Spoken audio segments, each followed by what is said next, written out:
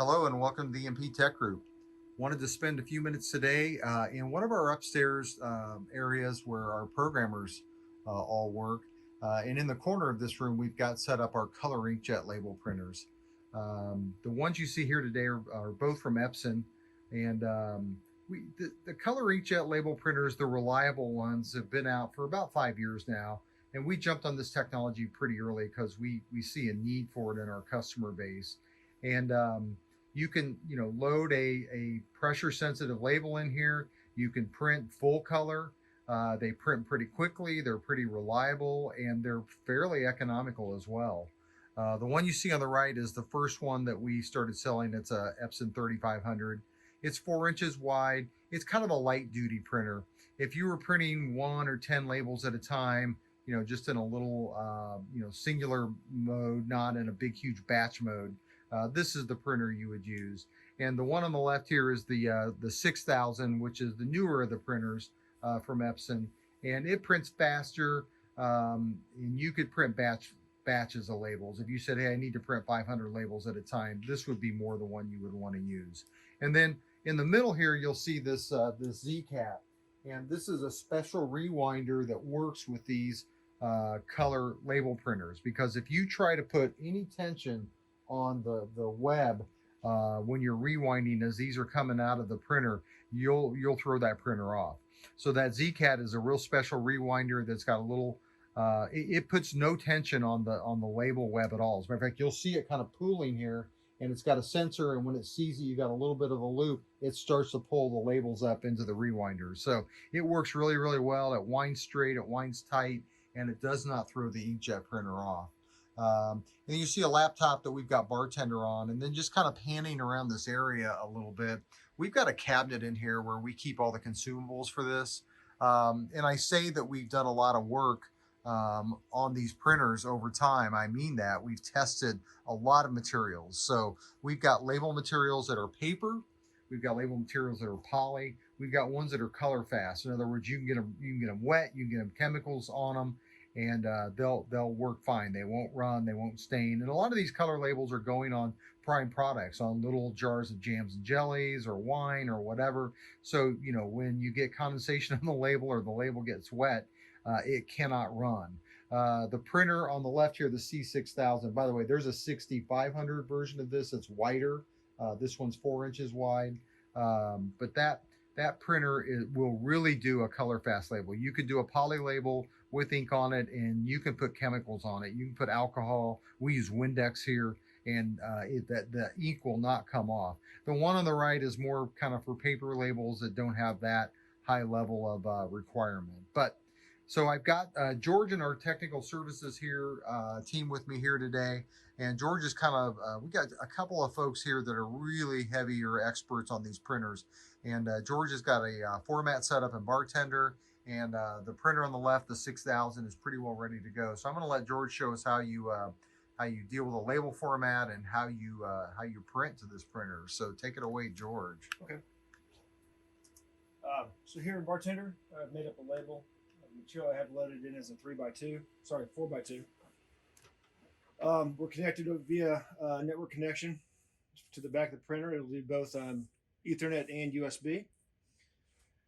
And on this label, I've made a couple of barcodes, along with a couple of just basic symbols you would see on a lot of labels, and a lot of labels that require color. Got a hazard symbol. I've got a manufactured symbol. The hazard symbol is in red, and then I have just some plain text up top, which is in green. And just as an example, in Bartender, I'm just going to Control P it here for prints. I'm going to select 5. This printer in particular has a built-in cutter up front, and right now it's just set not to do anything. It's just set to feed out to the end, and I can manually press the cut button. So on this one, I'm going to go ahead and press 5 and tell it to print.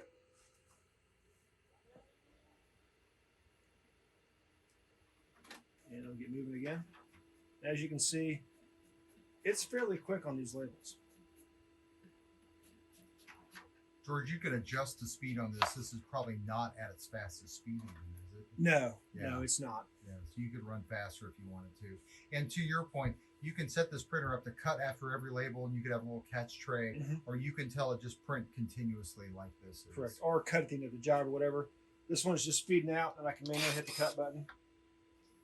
So let's talk about this label for a second, George.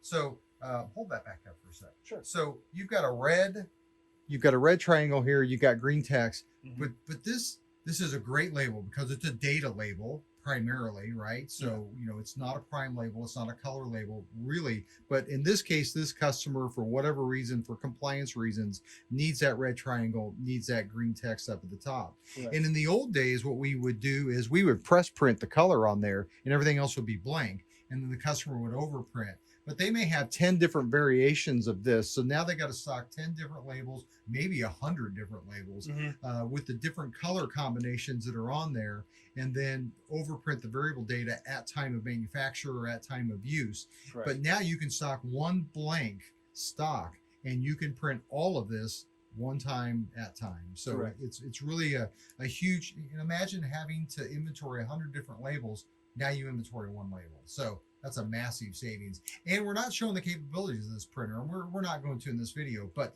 you could do a full decorative, full color, picture quality label off of this printer as well. Correct. Yeah, we have customers that do that. Yeah. George, open up the printer and just kind of show what the media load looks like. I'm going to zoom back out here a little bit so we can see. But yeah, go ahead and open that up, and let's take just a look at the roll inside. And I may even move the shot here so we can see a little bit better. So yeah. So the 6000 and the 6500 go similar. One's wider. Media's held in the back on a roll, or you do have the option of feeding in from behind if you have a roll that's bigger OD than what the unit itself will take. You can either open it from the front, or if you happen to be able to, you can also open it from behind. Oh, nice. It's got both ways. This one's already loaded, but to unload it, there's a media release. I would just wind it back. And everything is held on a roll, on a spindle. They do offer the spindles individually, so if you have more than one type of label, you can preload them, so media changes are pretty easy. Yeah.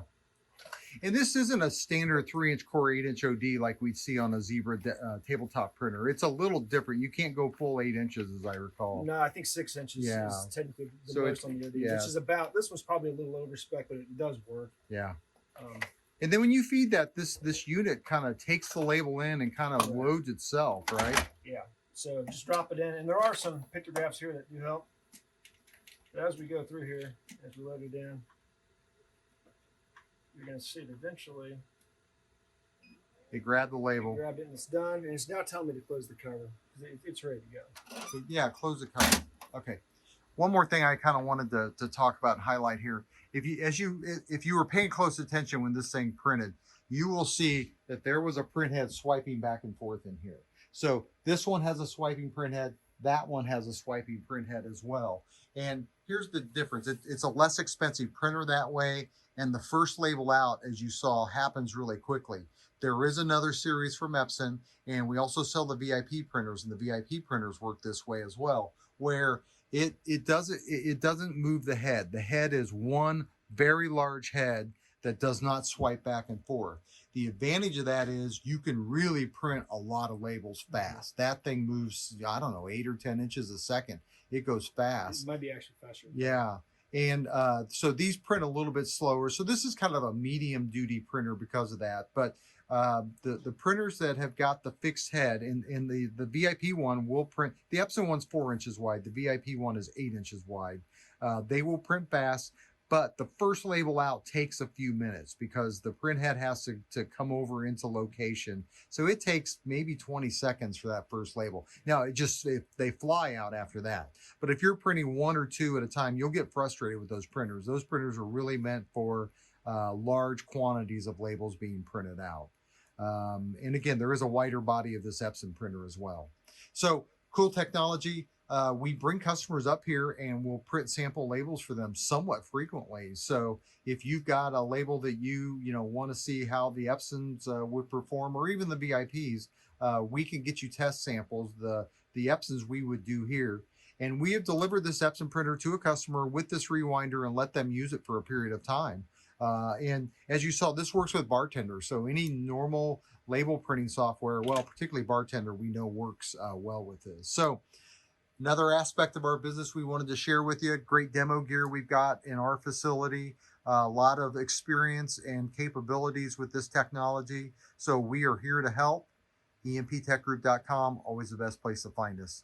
Thanks for taking the time.